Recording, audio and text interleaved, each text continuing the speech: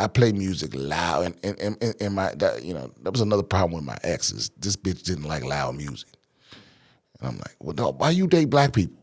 Cause like I don't know any black people that don't clean the house with music playing. Who are these psychopaths that clean the house to silence? And so if you ain't comfortable with music blasting, then we don't have any kind of taste in common with what we enjoy being blasted. It's like I don't know if that's like me. That's like meeting somebody that don't like to cuddle, like don't like to be touched. Ugh. I might as well marry a witch. You Ice Cube. All right, welcome back. BS with Brian Simpson, episode 77. We are back. If you have any questions, comments, concerns, you want to get any advice from the advice champ, okay, feel free to email us at BSwithBrianSimpson at gmail.com, right? If you need to send us a voicemail, okay, you can go ahead and give us a call at 323-451-1980. Okay. Also, don't forget, I host Bottom of the Barrel at the Comedy Mothership each and every Tuesday night. So the tickets will be on ComedyMothership.com. If you want to see me on tour, go ahead and go to Brian Simpson, BrianSimpsonComedy.com. Yeah. Or you can go to any of my social medias, which is I'm BS Comedian at those places, and click on the link tree there, linktree/BS Comedian. Okay, we're back, Rob. What are if you want to support the pod, don't forget to subscribe or share or, whatever. Even if you're audio only listener, go to YouTube, subscribe. You never know, you might want to. Also, hit up that Patreon for exclusive minisodes every week.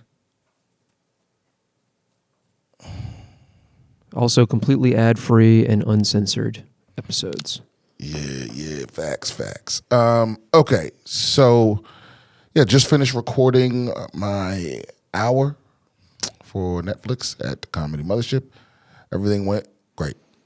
It's going to be fantastic. Okay.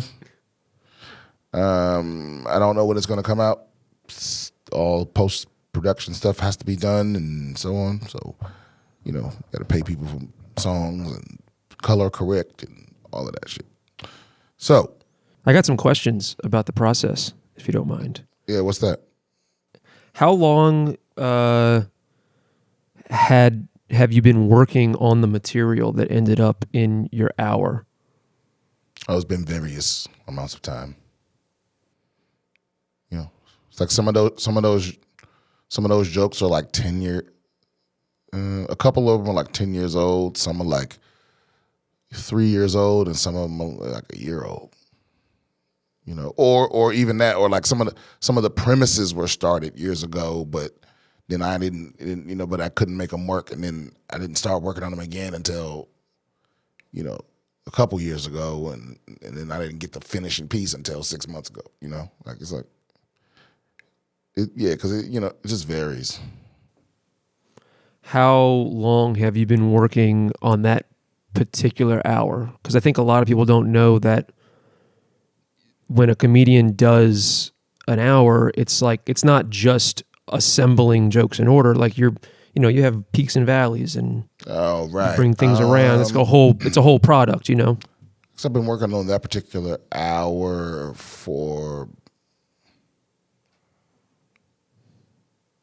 since I put out the half hour, so a couple of years. But even that isn't really that accurate because what the hour was when I started working on it, it literally changed.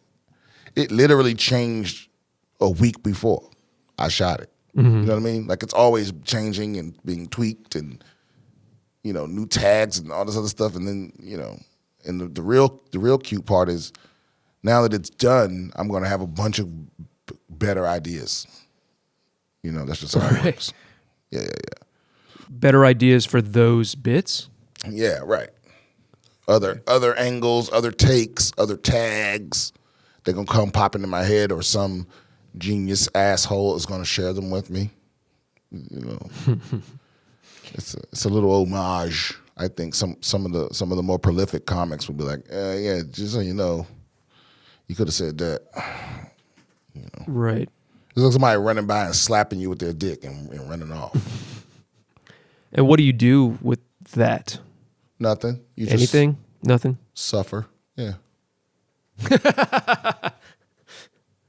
Yeah. Okay. So it looks like we got a voicemail from Tony from New Zealand and his wife. Yes, Update. sir. He's in the shit. What's the shit in this situation? Or is he saying he's with the shits? No, he's in trouble. He's in trouble, Brian, and it's our fault. He's in trouble with his wife. Yes, sir. So first, what we got to do is let's listen to a voicemail that he sent us all the way back on August 13th. So let me play that for us. So we missed it. Okay. Brian, Rob, big dog. Love hearing your voicemails, mate. I've got good news and bad news.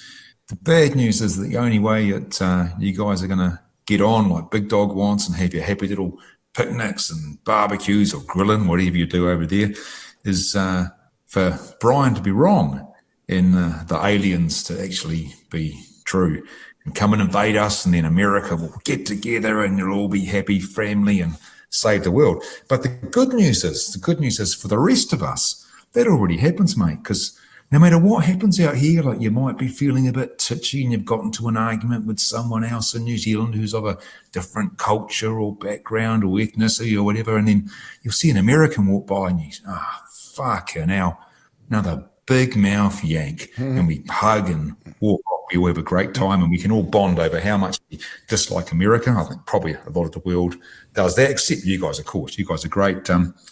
Now, my wife's not quite ready to talk to you yet, Brian, but she has written a little letter here for you and Rob. So I'll just read that to you and we'll see what you think. Dear Rob and Brian, I hope you are well and enjoying some nice weather. We have had a terrible time of it here, what with the rain. I must say that I felt your apology was a little disingenuous. While I realise that boys will be boys and your locker room humour can appeal to a certain audience, I feel that you need to think a bit more about the feelings of the formerly hot-assed, crack-addicted female community. I look forward to hearing a more genuine and fulsome apology from you both. Yes, I heard you giggling in the background, Rob. Anyway, hoping this letter finds you as it leaves me in excellent health. Sincerely and best wishes, Fiona Rouse. Wait a minute. Is his wife real? That sounds like a wife's letter. Right. Or it sounds like a crazy man who has an imaginary wife who wrote a letter to sound like a wife's letter. Because in this whole situation, it's not like we used to hear from his wife and now we don't. Facts. You know, it's like he just, all we know about his wife is what he tell us.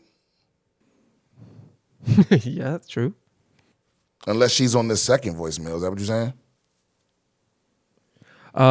No, but also I have empathy for the crack addicted former hotties. Mm-hmm. You know, I thought my statement was dripping with empathy. You know, I wish they still had fat asses. You know, that's a tool that you know, it's one of the few advantages that women have. You know, it's hard to lose that tool. You know, like how do you get things? I would also like to say, you know, I was giggling in the background, but it might be for a different reason than Fiona might think. It's that as you were saying that, I knew that I had to clip that for the shorts and the Instagram reels because I knew that people would hate it. Women that get strung out, they still walk like they got the ass from before. Mm-hmm. You know what I'm saying? Ass missing. Like when you see a crackhead with a funny walk, just picture they got a fatter ass and the walk makes sense. Because Jesus Christ. Yeah. But and I was right, because in spite of it being one of the most negatively received shorts on our YouTube channel, it is also the one that has been viewed the most. So don't blame me. Blame the system. Somebody out there trying to pre-cancel me. Yeah, isn't that the one that the lady had a really negative thing to say? Yeah. Oh, yeah.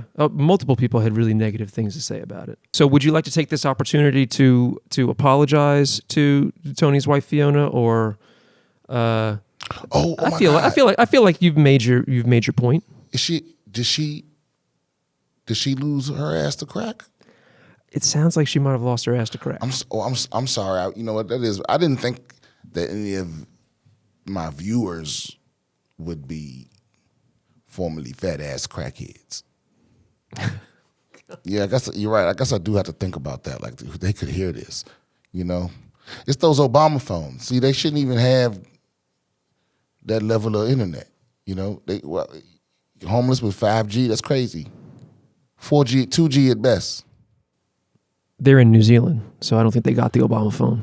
Oh, right. And they probably have like pure crack or whatever. Yeah. They probably have like 50 gigabit internet on their phones because it's New Zealand. Right. And the purest crack cocaine available. So you said there's a second voicemail. There's an update. Okay. This is also from Tony. The title is "I'm in the shit, boys." Okay. But who knows what that means in New Zealand speak? That might just mean hello or whatever. I don't know what their slang is. Hey boys, Mr. New Zealand here from the shed in the back paddock where I'm kind of living now after you guys threw me under the fucking bus.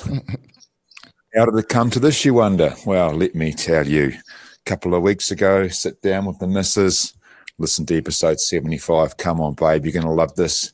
You're going to get your apology on behalf of Brian and Rob to all the women in the world, and listen to the episode. It's coming. No apology. Don't worry, babe. Episode 76 is definitely going to get the apology in episode 76. So we sit there, we're listening. It's coming, Fee. Going to get your apology. After the end of the episode, she gives me a look. She says, "What was that?" I said, "Oh, it was episode 76. I'm sure it's coming in episode 77, babe." He says, "Well, Mr. Brian Simpson, Mr. US of fucking A, doesn't like to be kept waiting. Let me tell you about being kept waiting. Me and all those poor OnlyFans girls and all those poor, formerly nice-assed, crack-addicted hoes, we've been waiting.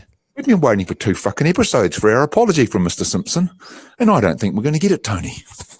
Look, that is not true. Listen, I would apologize to any crack-addicted hoe that asked me for it in person. Like any crackhead with a fat ass with a formerly fat ass that walk up to me and demands an apology, and you have to point out the specific episode that you're offended by with timestamps. Mm-hmm.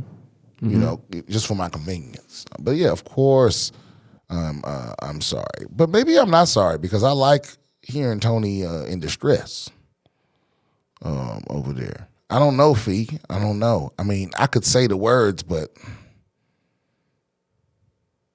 you know, they'll ring hollow. You know, like those crackheads' asses. No, that wasn't even a good pun. College football fans, are you ready for week 1? DraftKings Sportsbook is hooking you up with a great offer to start the season strong. This week, new customers can bet just $5 on college football and score $200 in bonus bets instantly. You never know what's going to happen in an exciting season like this. The only thing you can definitely count on are incredible offers from DraftKings Sportsbooks. Life's more fun when you're in on the action. Download the DraftKings Sportsbook app now and use code BS. New customers can score $200 in bonus bets instantly when they bet just $5 on college football. Only on DraftKings Sportsbook with code BS. The crown is yours.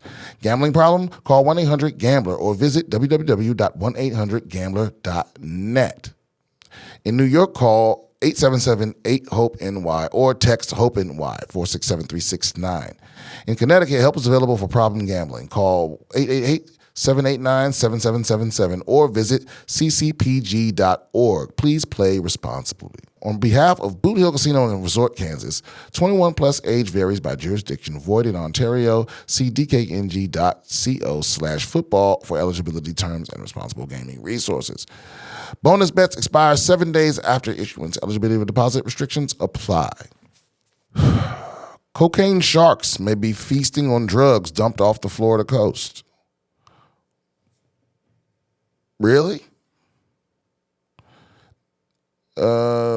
With the massive amounts of drugs washing up on beaches and being pulled out of the ocean by authorities each year, marine biologist Tom Hurd wanted to investigate. The deeper story here is the way that the chemical, pharmaceuticals, and illicit drugs are entering our waterways. But what are we supposed to do about that? Not have cocaine? Oh, man. So this is crazy. This is cocaine. At 60 feet below the surface, a sandbar shark was seen swimming in tight circles, appearing fixated on an object that was not there, according to the show. That sounds like coke. All right. He probably had a ton of great ideas. So does that mean like we got to keep feeding them? What happens if they go through withdrawal? It says for their final experiment, they dropped imitation bales of cocaine from an airplane to simulate how the drugs might actually get into the shark's ecosystem. Multiple shark species made a beeline for the fakes, the scientists observed. Hurd said their experiments don't prove that there are drug-addicted sharks consuming cocaine off Florida. More experiments would have to be repeated, and there could be a wide number of environmental reasons why the sharks responded in such a way. So is this fun? Is this fun for you, Rob, that there's cocaine-addicted sharks out there? Yeah, I think we do so much fucked up shit to nature. At least the sharks are getting high. Yeah, but for how long? I don't know. I imagine if you eat a fucking bale of cocaine, I mean, that's probably several kilos, right? I mean, of cocaine. Also, isn't it going to be like in the water and shit because the water's going over their gills. Does cocaine enter a shark's bloodstream the same way? Ah, man, there's no telling. But either way, whether it's going down its throat or through its gills, a lot of that cocaine's getting in the shark. And I'm surprised it wouldn't make them have a heart attack. Sharks are pretty fucking big. Because, good thing the fentanyl doesn't get put in the cocaine until afterwards. You know what I mean? Speaking of which, I thought we talked about this already, but maybe we just missed it. This would have been an elephant in the room maybe a couple weeks ago. But Michael Oher, the Blind Side controversy. Yeah. If you're not keeping up, The Blind Side was a movie about a white rich family that adopted a homeless black kid and taught him how to play football, and he ended up getting drafted to the NFL and making millions of dollars and all this. And that family's the Toohey family, who are already rich when they adopted Michael Oher, who they didn't actually adopt, and who also already knew how to play football. So basically, he alleges that the Tooheys did not adopt him. They instead got a conservatorship over him. We remember conservatorship from the Britney Spears debacle. It means they control his whole life. They can make deals in his name, et cetera, et cetera.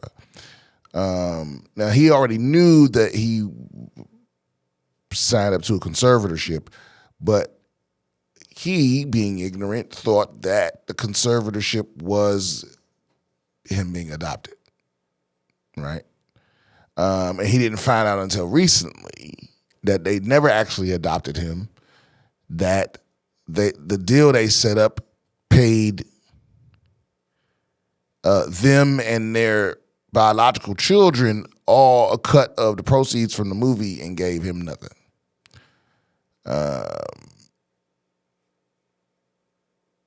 So So, and then they've continued, even though they knew that they didn't really adopt him, they continued to make money off the premise that they did, you know. So, I mean, listen, guys, we know what this is. Because people were making jokes alluding to the suspiciousness of the story way back when it came out. You know, The Blind Side. And of course, you know, people are always suspicious if a rich white family adopts a poor black child.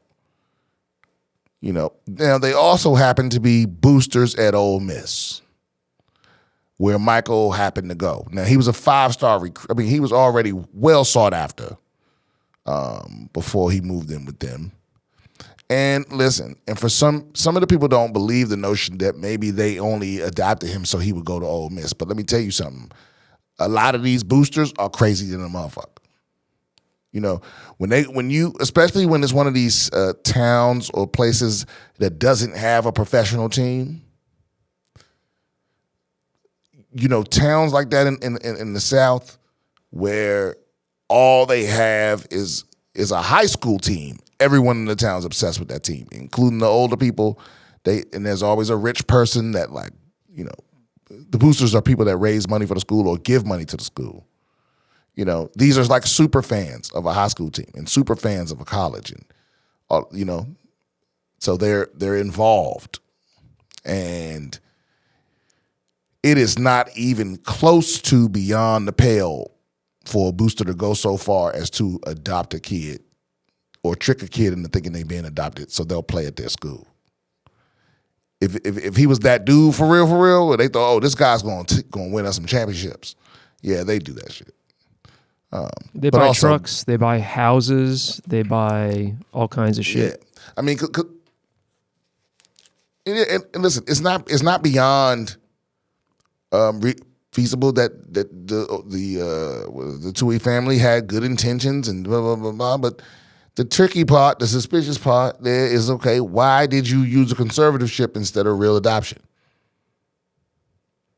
Because that's an option, you know.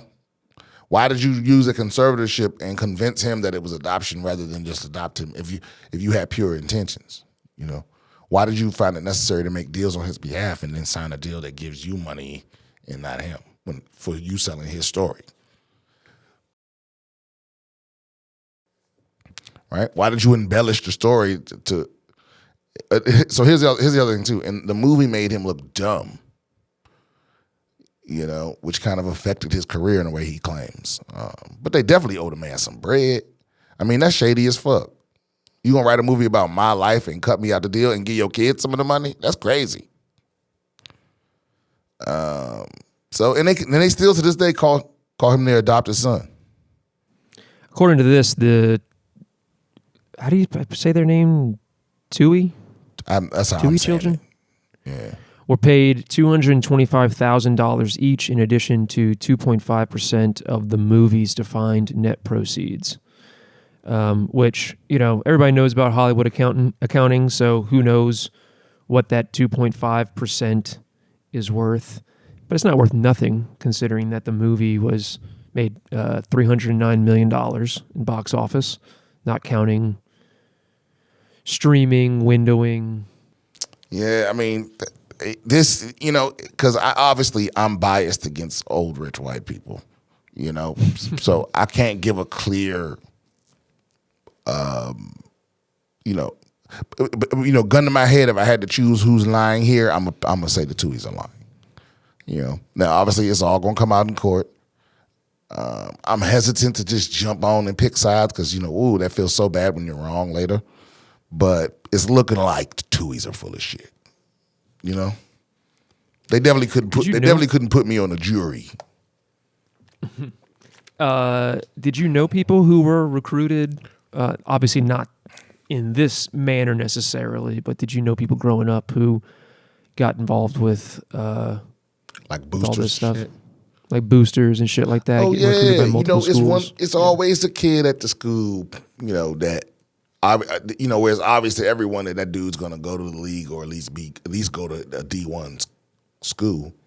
Yeah. You know, and so they all these recruitment efforts and stuff.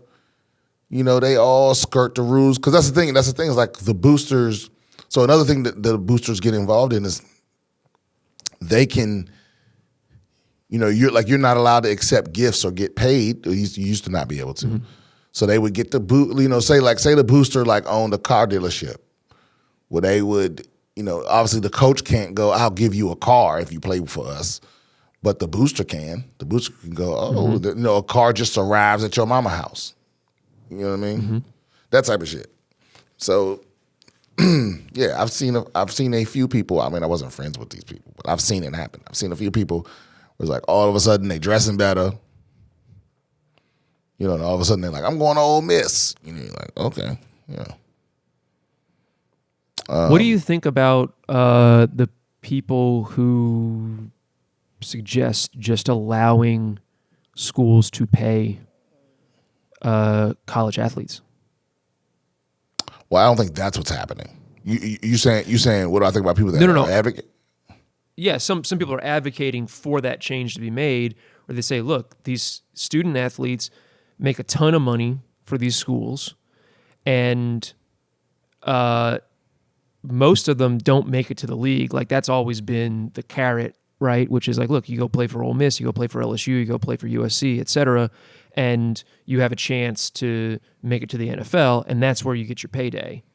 And it's seen as something untoward if student athletes are being paid. Well, the rule, makes them employees. The rule that just changed was that now the schools are not allowed to pay them directly, but they are allowed to make money off their likeness and stuff like that.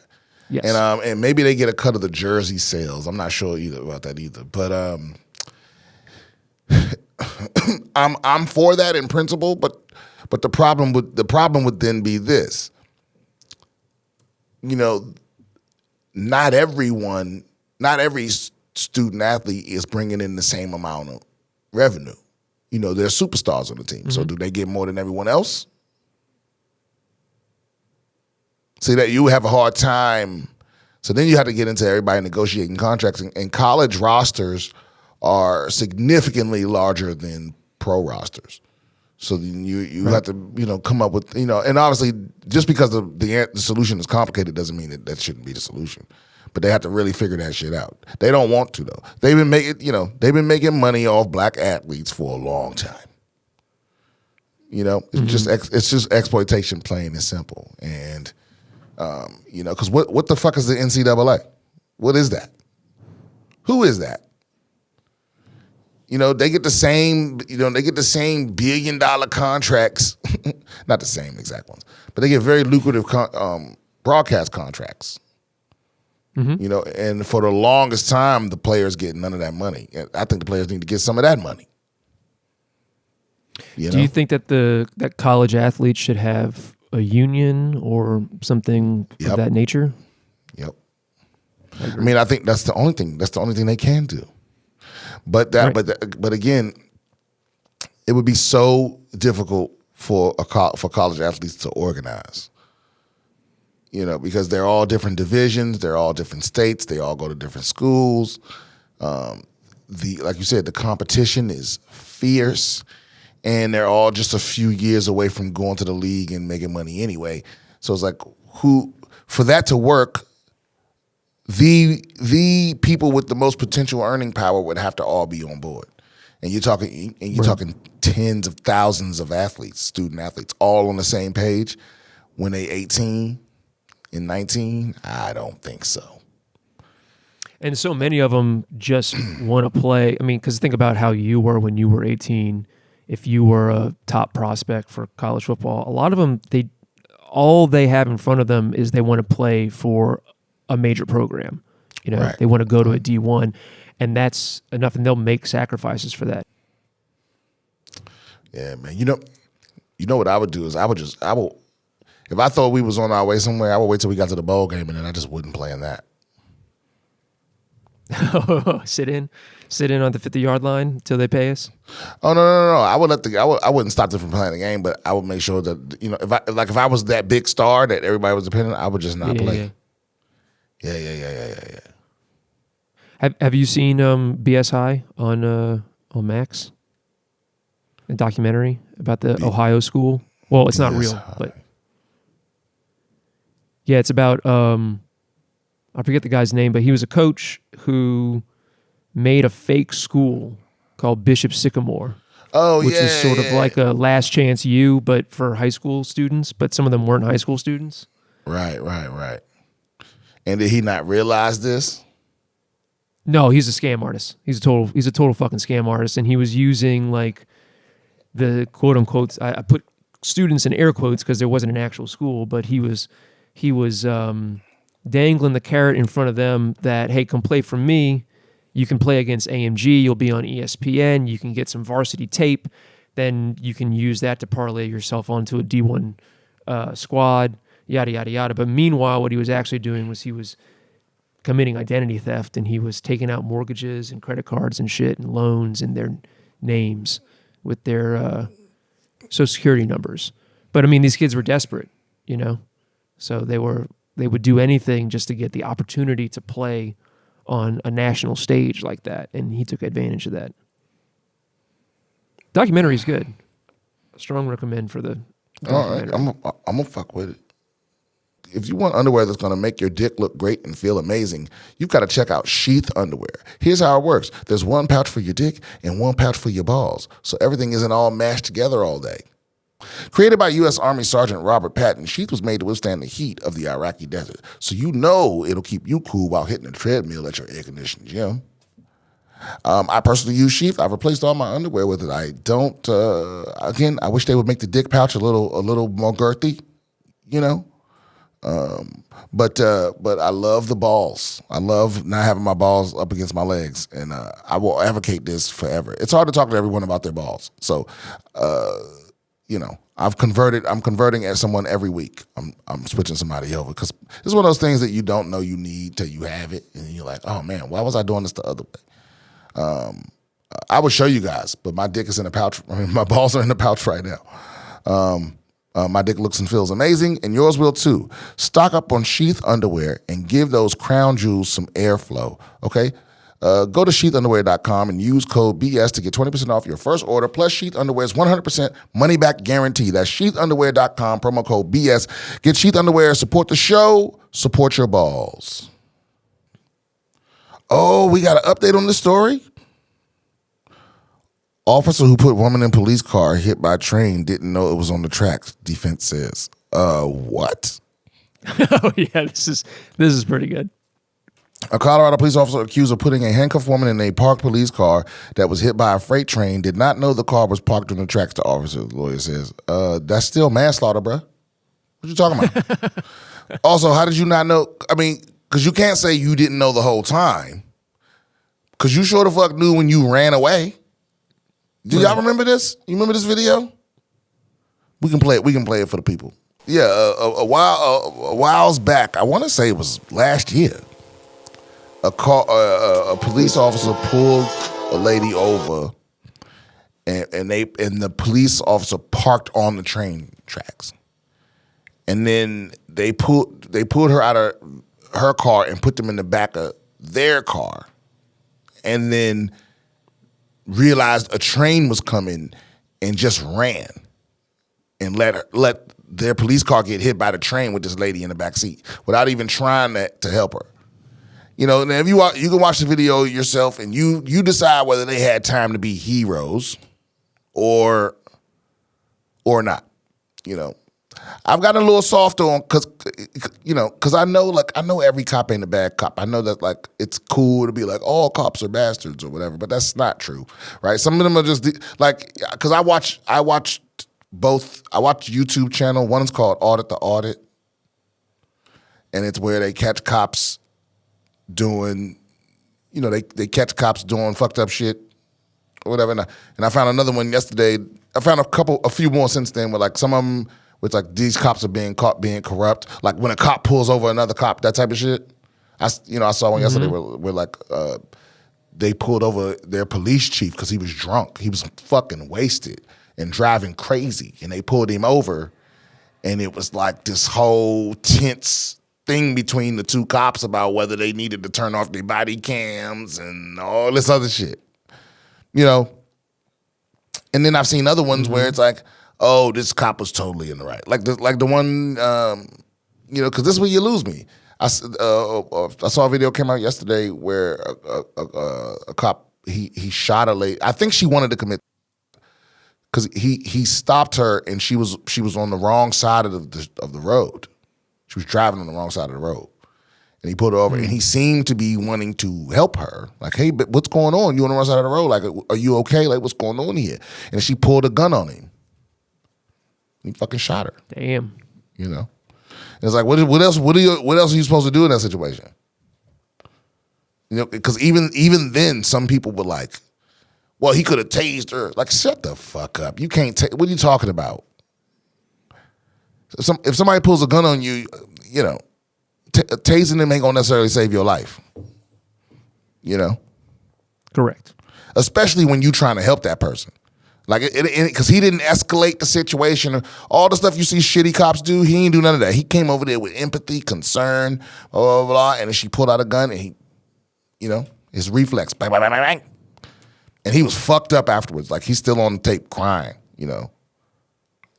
He was like, I'm sorry, I'm so sorry, I'm so sorry. You know, so my point is, it's a traumatic event. I mean, my point is, these are bad cops. This cop is not. These cops are not heroes. Okay, because this woman didn't die, if I'm not mistaken, right? But she's fucked up. So yeah, she has permanent brain injuries. And yeah, so I mean, who's responsible? Whose fault is this? It can't be nobody's. What do you mean you didn't know your car was on it? Well, let's read what they got to say. While evidence will show Officer Jordan Stanky stood on the railroad tracks during a night traffic stop on September 16, 2022, she did not know that an officer she was assisting had parked his car on the tracks. Defense lawyer Mallory Revel said in an opening statement, the woman inside, Yarina Rios Gonzalez, suffered extensive injuries, including a traumatic brain injury. The tracks were completely flush with the road, nothing to trip over, and there were no illuminating crossing signs or gates at the railroad crossing in the rural area. Just two reflective signs on either side of the tracks, Revel said. Okay, so if I ran a stop sign and said I didn't see the reflective sign, would you accept that? I don't know. Prosecutors will not be able to prove that she acted recklessly by leaving the woman in the patrol car, Revel said. You cannot disregard a risk of which you are unaware, no matter how obvious that risk may later seem. In her opening statement, Deputy District Attorney Lacey Wells noted Stanky had walked across the train tracks several times during the incident, including when she escorted Rios Gonzalez to the patrol car after arresting her. She did not lay out exactly what Stanky knew, but she said prosecutors would present evidence about her state of mind. The court will see and hear evidence from which the court can infer the defendant's mental state at the time she elected to place Yarina Rios Gonzalez in the Platteville patrol car parked on the railroad tracks instead of her own patrol unit that was safely parked to the west of the railroad tracks. Previously released police video shows officers searching Rios Gonzalez's truck as the train approaches with its horn blaring. Other footage shows officers scrambling as the train approaches and slams into the vehicle. Stanky, who was working for the Fort Lupton Police Department, was following her training, which taught her to focus on patting down the suspect, getting her in the nearest patrol car, and then making sure there was no one else in Rio Gonzalez's vehicle who could be waiting to ambush police. The officer from the nearby Platteville Police Department who worked the patrol car on the tracks is also being prosecuted for misdemeanor counts of reckless endangerment. Stanky is being prosecuted for criminal attempt to commit manslaughter, a felony reckless endangerment, and third-degree assault, both misdemeanors. There is no jury for the trial, which is scheduled to end Friday. Well, if there's no jury, so this is just a judge-only thing? Well, we know how this is. Yeah, you can waive jury trial and just have a judge here. Oh, so you think the officer waived jury trial? Yeah, for sure. I don't think a police officer should be able to do that. Well, I agree with you. I mean, in a criminal trial, I mean, that's crazy. Rios Gonzalez is suing over her treatment after being arrested when a driver reported she had pointed a gun at him during a road rage incident. The lawsuit accused 3 officers of acting recklessly and failing in their duty to take care of her while she was in their custody. I mean, yeah, listen, I'm sorry, but you know, if somebody gets hit by a train in your custody, you don't get to go, oopsies. You know what I mean? You don't get to go, my bad. Who knew there was a train here? Like, you can't, because what does that mean? That means it's no one's fault. It was just a freak accident. I don't know if you can get away with that. You're responsible for those people. You know, now intentionally committing manslaughter is a whole other thing. I mean, I would have to hear some other shit for me to believe that it was intentional. You know, but who knows? You know, especially in these like rural towns, you never know who the fuck is corrupt. And, you know, but I don't know. Well, it can also be, just to highlight, it changes from state to state, but the intentional component of the law doesn't necessarily mean that you intend the result, but that the action that you took that immediately precipitated the result was intentional, right? So if you intentionally park the car on the train tracks, but you don't, that doesn't necessarily mean that you intended for a train to hit the fucking car, right? Right. So the question is like where the accidental aspect of it comes in. But I think what this highlights is a fucked up element about the way that the law treats cops, which is this notion that she's absolved of responsibility for this because she didn't notice the 2 giant fucking railroad crossing signs on either side of the train tracks. But that's what I mean. Is like that excuse would not work for a non-cop. Right. Exactly. You know what I mean? It's like you don't get to say because it's your job to know. So the fact that you didn't know is, you know, you don't get away with shit because you didn't know. That makes sense. You're supposed to know. You know what I mean? Right. It's like I mean, because that could be like, hey, I'm gonna bounce your fucking head off the concrete. I didn't know that would kill someone. It's like, well, so what? Ignorance of the law is not an excuse, right? I mean, I guess we say that a lot, but it can be. You know, I once got out of a ticket because I got so in San Diego, you're not allowed to smoke within so many feet of the train stations. And I was walking down the street. I wasn't even going to the train station. I was just walking by it. And I got stopped and given a ticket. It was like one of those days of the year where they were just like, we giving everybody tickets for everything. And I got a ticket for smoking at the train station. But then I went back and recorded the path that I was walking. And the only place it tells you can't smoke is on the other side of the sign. So it's like I wasn't just walking and defying the law. The signs were in front of me, but they were turned around. So it's like there was no sign facing the other way. So there was no way for me to know that I wasn't allowed to smoke. You know? And I got off. Yeah. I mean, similar thing happened to me one time. One time I got pulled over for driving in a bus lane, and I didn't know that I was in a bus lane. And the reason why I didn't know is because there was a what do you call it? A tree? Foliage. You know, yeah, basically, like it wasn't like a tree, but it was like a big bush, right? That was kind of overgrown and was covering up most of the sign. So I just didn't see it, and you get out of it that way. That's different, though. Right. Like there's nothing like that happening in this instance. So no, but what I mean is the saying that ignorance of the law is no excuse. Yeah. Is not always applicable. So, you know, it's like if there was a way for you, if there was a reasonable way for you to know, and you didn't know, then not knowing isn't an excuse. I mean, a big giant neon sign is a pretty good excuse. And the other thing is like the fact that no one noticed the train barreling towards them until it was too late, and the fact that no one made any attempt at all to save her. You know? It's like that's right. At the very least, that's a dereliction of your duty, because the moment you put somebody in handcuffs, you are responsible for their safety. You know, so right. I don't buy all that. Take some responsibility. You know. Well, I have a prediction, Brian. Because if you look at, I think the reason why they went for a judge trial or a bench trial over a jury trial is because if you look at the pictures, it's fucking train tracks with reflective signs on either side in the international sign for fucking train tracks, a big white X, right? And it says train crossing on it or rail crossing on the sign. But when this judge issues their decision, the facts of the case in their decision are going to paint a very different picture, which is what often happens. The judge's description of the scene will be technically accurate, but it will heavily imply that there was no way this cop could have known that there were train tracks underneath the car when just glancing at a picture of the scene of the crime it makes it obvious. Yeah, I mean, definitely gross negligence, at the very least, right? Yeah, I don't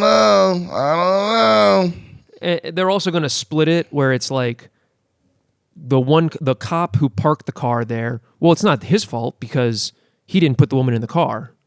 And then you go, oh, then it has to be the person who put her in the car's fault. It was like, no, it's not her fault because she didn't park the car there. Yeah, so right. Okay, then I guess it's nobody's fault. This woman just magically was hit by a fucking train. That woman shouldn't have got pulled over. That seems like it's clearly the fault of the criminal. God, man. Bad boy, good boy law. You can't make this stuff up. You cannot make this stuff up, man. One more. Actually, I'm finding a random one. Actually, do we have any more emails? Let me see here. We do have another voicemail. Is it from who? From Big Dog. It's a question about music. Brian, it's your boy Big Dog. I had a question for you about music. I was wondering what kind of music you grew up with listening to.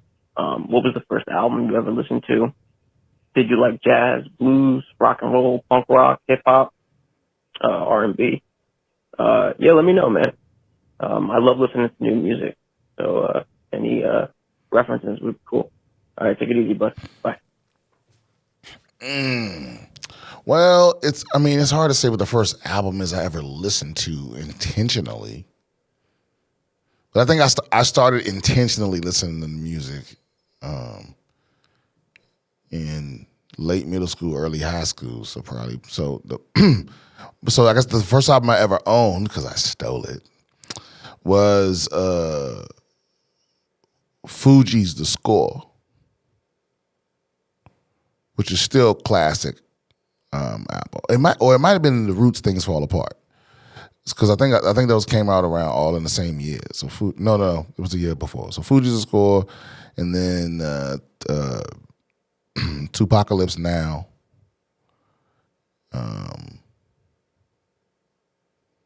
And then after that, I think it was Biggie's first album, Life Ready to Die. So I think those were the first three albums that I personally owned and played my stuff on. Yeah, I stole a lot of CDs back in the day because Sam Goody security was bullshit. I got caught though. What's funny is I never got caught in the Sam Goody. I got caught stealing from other stores while I had the shit I stole from Sam Goody. Wow. Yeah, I had a little streak there in high school where I was just going stores and gang.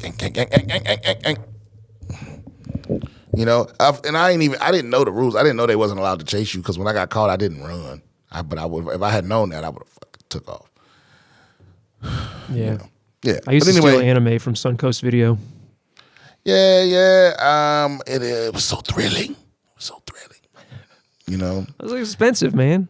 Yeah, and I remember I got caught shoplifting twice, and I remember both times 2 different foster mothers were like, "If you needed something, you could have just asked me." I was like, "You wouldn't have bought that shit. Stop that." It say explicit lyrics right here on this motherfucker. You know you wouldn't have bought that. Stop playing. If I'd have asked you for some gospel cocoa butter or something, you'd have bought that shit. I gotta ask for boring shit. Did you get in trouble for listening to explicit lyrics? No, but I would have had to buy. I would have had to buy that shit with my own money. I don't think I didn't have any false parents that wouldn't let me. They were like gave a fuck what control with me, but they they didn't hear what I was listening to. So maybe who knows how they would have reacted. But they definitely weren't gonna buy that shit. No. So it was a weird thing. But I'll never forget listening to Fugees' score.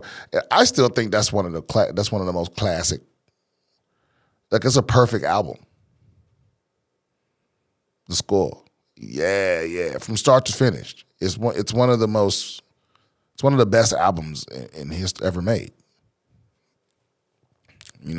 And I'm guessing that's mostly Miss Lauryn Hill, because then she followed it up with Miseducation Lauryn Hill, which is also one of the best albums ever made. Yeah, that was time. It was some motherfucking music coming out in the 90s, man. We forget all the shit music, but it was a lot of great classic joints. Y'all remember when the Blackout albums came out with Redman and Method Man? Another classic, start to finish, just unbelievable. I'll never forget the day I listened to that, because that was also right when I started smoking weed. And so the first time I listened to music on weed, it was that album. And it blew me a fucking way. Oh man, I'm gonna listen to that today. That's gonna be my pre-show album music. Yeah, I like that. That's a good question. But obviously, if you're a music head, that's all music that you probably already have heard of, especially if you're a hip hop head. So maybe you haven't heard of other people. I recommend Saba. He's a Chicago guy. Fucking awesome. No Name just dropped an album. Earth Gang, they don't miss. Earth Gang don't miss. Saba don't miss. The dude Mick Jenkins is dope too. So it's a lot of, and obviously it's a lot of stuff slipping my mind. Jay Soldier, local Austin guy. It's a lot of look, because I'm always looking for some. I'm always digging through the crates, if you will, digitally. Look, I'm always looking for some new sound, and I don't just listen to rap music. I listen to, I would think my running playlist is what they would call eccentric. It can go all that. A song that just put a bug in my ear that like I can't stop listening to it. So it's been in my daily rotation. It's from Die Antwood of all things. The Antwood, I think it's The Antwood, because they usually made like crazy fucking punk music or punk rock music or just wild crazy shit. But they dropped a hip hop album. At least that's not true. I've only heard the song called. Yeah, they're mainly hip hop. The Antwoord. Oh well, the song's called Open the Door. They mostly hip hop. Yeah, they're mostly hip hop. I remember when they first came, because you're talking about Ninja and Yolani Visser, right? Right. Yeah. Nah, but it's a catchy song. It's called catchy song called Open the Door, and they've got like Swahili in the hooks or something. Anyway, it was pretty cool. But like little shit like that, a good song's a good song, And if I share music with you, it mean I really fuck with you, or I'm trying to fuck. No, I'm kidding. What do you use? Spotify? Do you use Apple Music? What do you use? Do you think you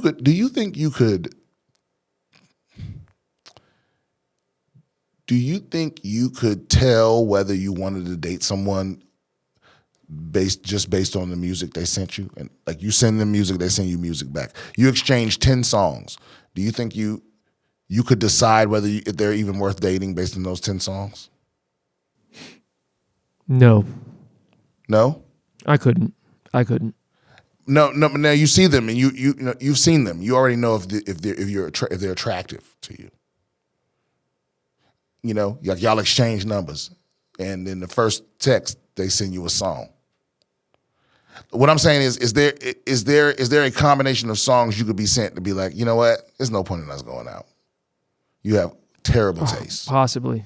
Yeah, possibly. Yeah. I mean, honestly, I don't think there's any like, unless it's like real right-wing country or something like that, like contemporary, country. I Well, doubt. my I doubt thing it. is, I wouldn't need my partner to listen to everything I listen to, but there would have to be some kind of music we could enjoy together.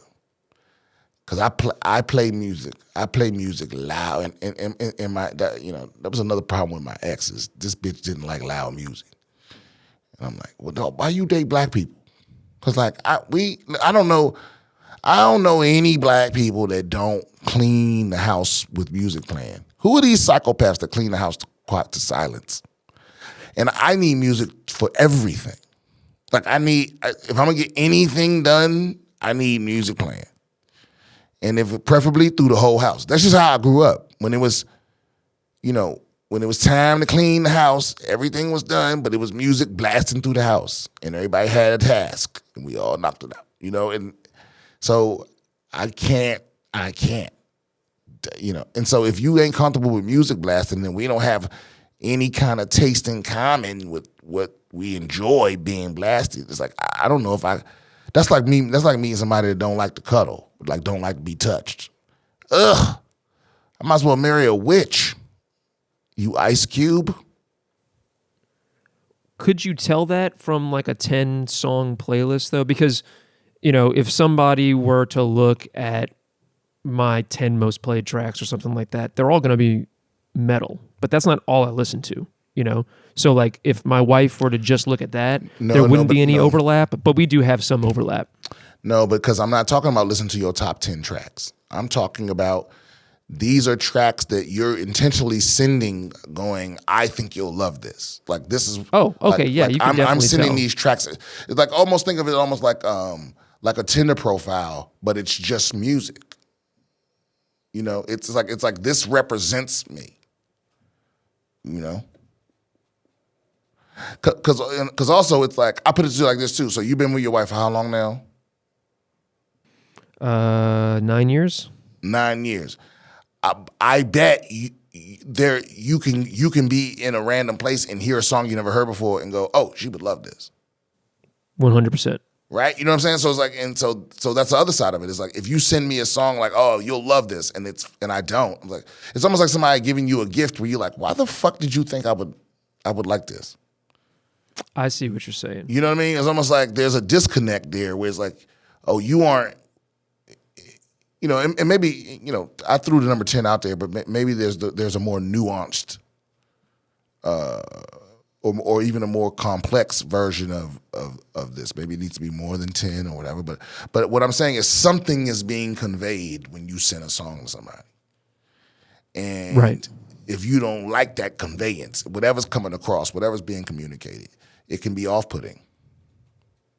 But if you send me a song I love, oh shit, that makes my dick hard. Especially like it's the same as like I love when women teach me something. Like an expert. I'm surprised it ain't more scientists out here getting fucked. Because if you got some expertise, that shit's sexy to me. You know what I mean? Like you are hands down, no doubt, smarter than me in some shit. That I love, and you're passionate about it. That's the other thing, passion. Like, oh shit, you fucking know everything about fucking cellophane or whatever. Oh, that's awesome. Okay, actually, no, that's not true. It could be a thing that I don't think is interesting. Like if you're an expert on Donald Trump or something, I don't want to hear about that.